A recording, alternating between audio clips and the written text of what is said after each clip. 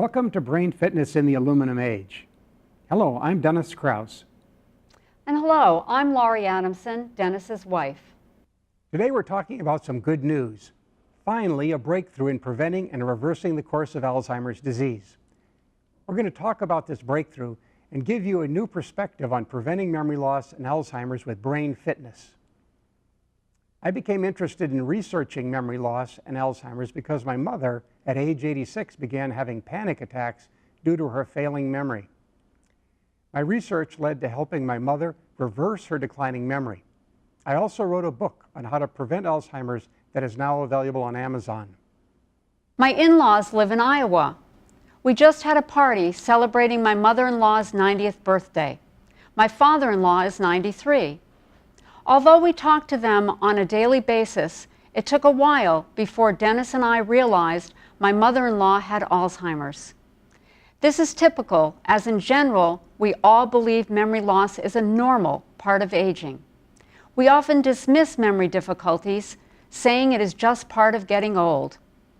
It isn't until the disease has progressed and begins to impact on a person's daily functioning when we become concerned. One of the primary symptoms of Alzheimer's disease is loss of memory, which is impacting on a person's daily living skills.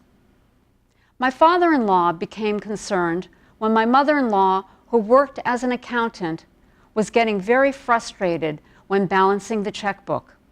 Unfortunately, this progressed to where she could no longer balance the checkbook. My mother-in-law was a seamstress who had a fabric shop in her basement.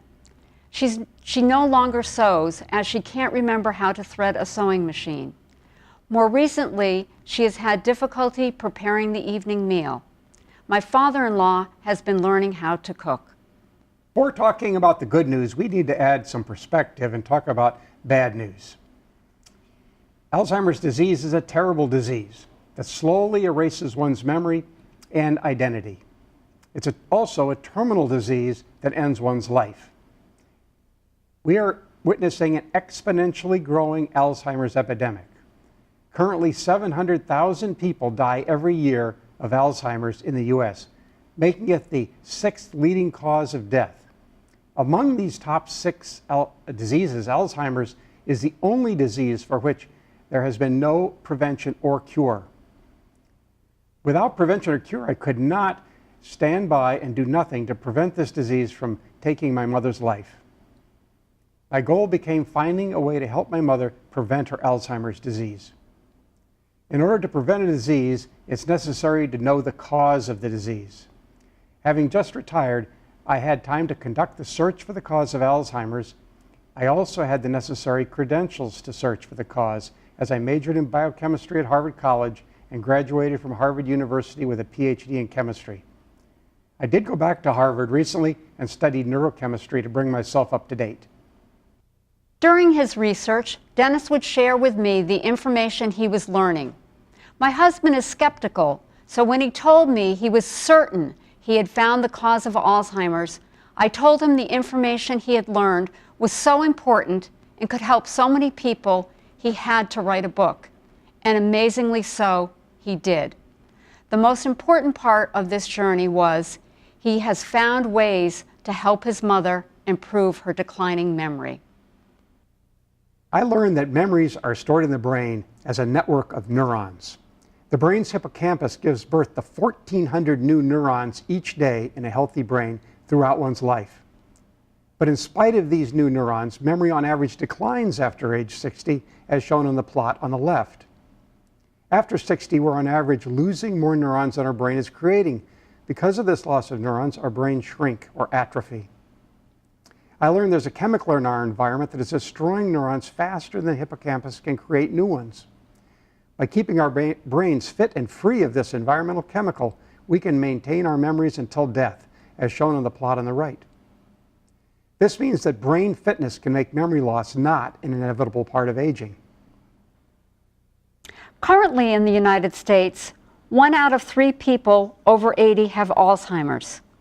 This means that if you are over 80, you will either know or will be taking care of someone who has Alzheimer's, or you will have Alzheimer's.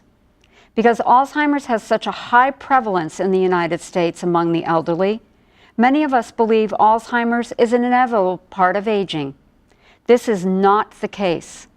The United States has one of the highest rates of Alzheimer's in the world. However, there are countries such as Malaysia and Singapore that have significantly lower rates of Alzheimer's.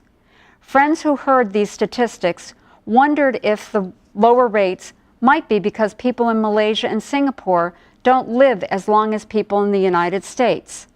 Not true. Malaysia and Singapore have a very similar life expectancy to the United States.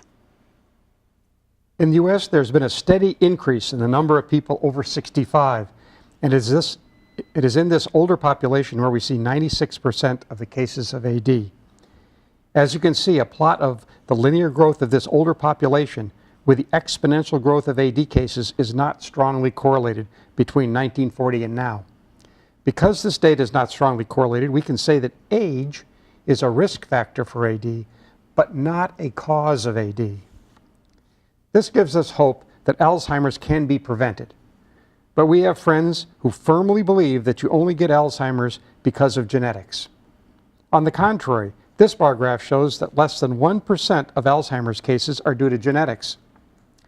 These cases are called familial Alzheimer's, which means there's a family history for at least 2 consecutive generations of Alzheimer's. 27% of AD cases are due to a combination of an environmental factor and genetics. In this case, genetics slightly increases the risk of getting Alzheimer's. The majority, 72% of AD cases, are due to a chemical in our environment.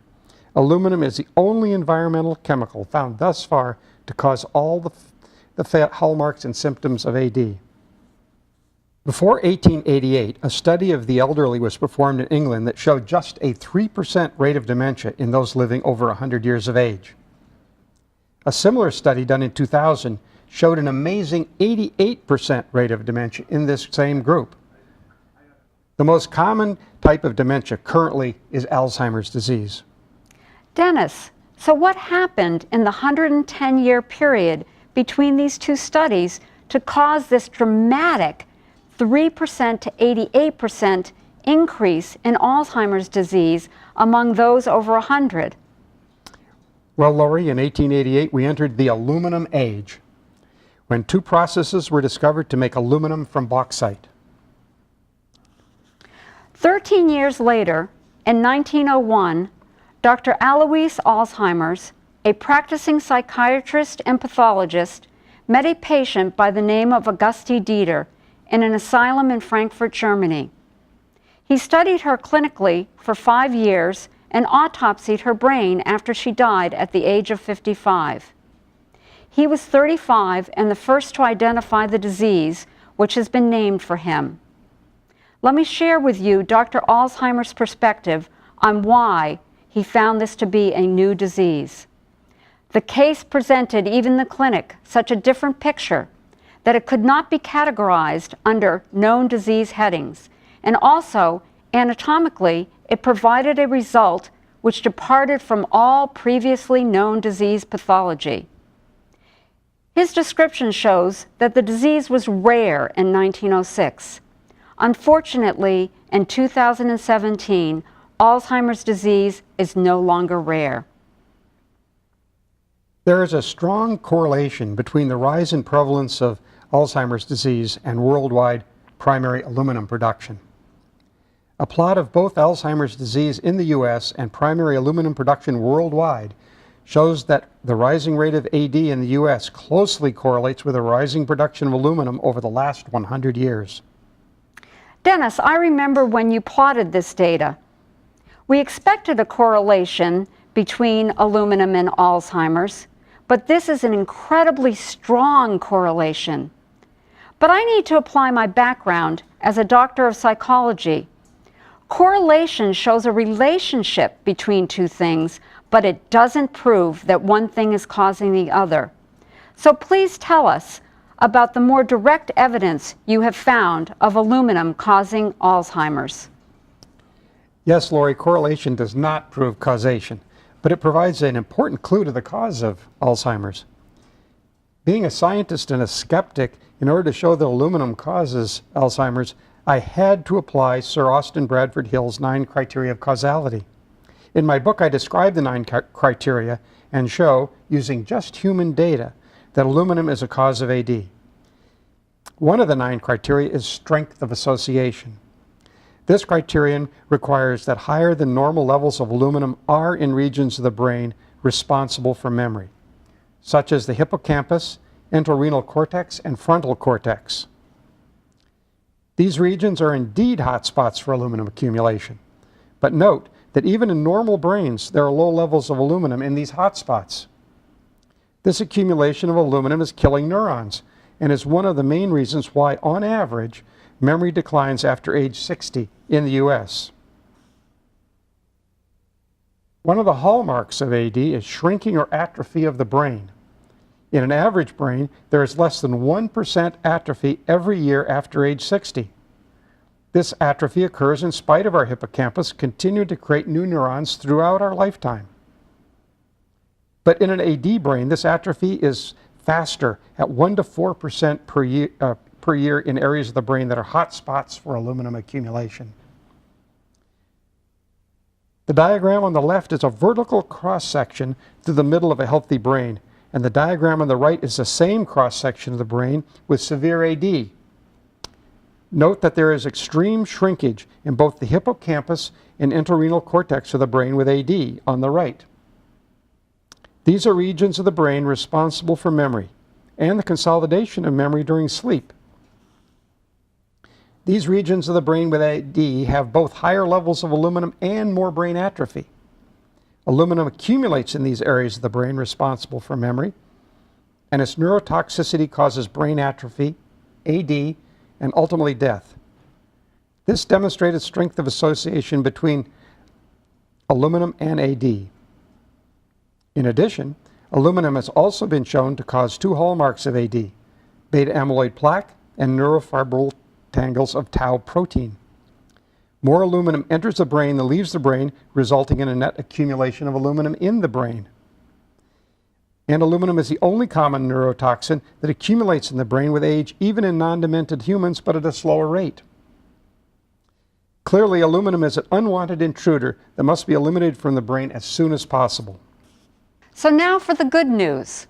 A breakthrough discovery has been made during an 8-year study in France of aluminum and silica in drinking water and their effect on the relative risk of Alzheimer's. Aluminum greater than 100 micrograms per liter in drinking water actually doubles the risk of Alzheimer's. And more surprisingly, silica lowers the relative risk of Alzheimer's. Dennis, how does silica in drinking water perform this miracle? Silica has been shown to complex with or chelate aluminum, facilitating its elimination. Drinking water with 11 to 100 milligrams per liter of silica enhances the excretion of aluminum in both perspiration and during urination. AD patients treated with water containing 100 milligrams per liter of silica for 3 months had less aluminum in their bodies and no decline in cognitive performance. Incredibly, 20% of AD patients who drank the silica water showed an improvement in cognitive performance. Surprisingly, silica lowers the relative risk of AD and improves the cognitive performance in AD patients. This is a breakthrough, as there are no drugs on the market that do what silica water does. Incorporating this breakthrough and knowing that aluminum is the monster that causes Alzheimer's, Dennis formulated a plan to possibly reverse his mother's memory loss. There are 3 ways to periodically cleanse the brain of aluminum. Drink daily 3 to 4 cups of silica water, such as Fiji water or homemade silica water called Silicade. You can find a recipe for Silicade in Dennis's book. Taking a vitamin D supplement daily lowers the accumulation of aluminum in your brain. Aerobically exercising for 40 minutes 3 times a week at 60 to 75% of your heart rate reserve also eliminates aluminum. During aerobic exercise, a neuroprotein called PYY is produced, which lowers aluminum in the brain by as much as 86%. Perspiration eliminates aluminum, and you can enhance this elimination by drinking silica water. My mother has been taking vitamin D supplements for years. Convincing her to drink Fiji water daily was easy. She now drinks Fiji water and also uses it to make coffee in the morning and tea in the evening. However, she has resisted aerobic exercise as she claims she gets all the exercise she needs by climbing stairs in her home. After 4 months of drinking silica water, my mother's functioning noticeably improved. When I asked my father if he'd noticed any changes in my mother's functioning, he reported there'd been a decrease in bad days. In his words, quote, "Mother's having more good days than bad." Prior to taking silica, she had trouble functioning in the evening, as is commonly seen with Alzheimer's. After drinking silica water, her functioning in the evening had noticeably improved. Another noticeable improvement was at Christmas. For the past few years, she struggled and became overwhelmed sending Christmas cards. This past Christmas, things went very smoothly. The biggest surprise came when she started compiling information to bring the accountant to prepare their tax return. Being naturally frugal, she takes every deduction she can. She keeps track of all the medical expenses, even transportation costs to and from medical appointments. This year, she developed a new system for writing down all this information. Amazingly, she has not been overwhelmed gathering and recording this information. We are hopeful that by keeping her brain fit, my mother's Alzheimer's will not progress, and she can remain in her home with her current quality of life. We appreciate you watching our video. We hope the information helps you, your loved one, or a friend who may have a memory loss or Alzheimer's. For more information on how to prevent aluminum from impacting your brain, see Part 2 of Brain Fitness in the Aluminum Age, titled Eliminating Aluminum Intake. My book that goes into more depth is available on Amazon.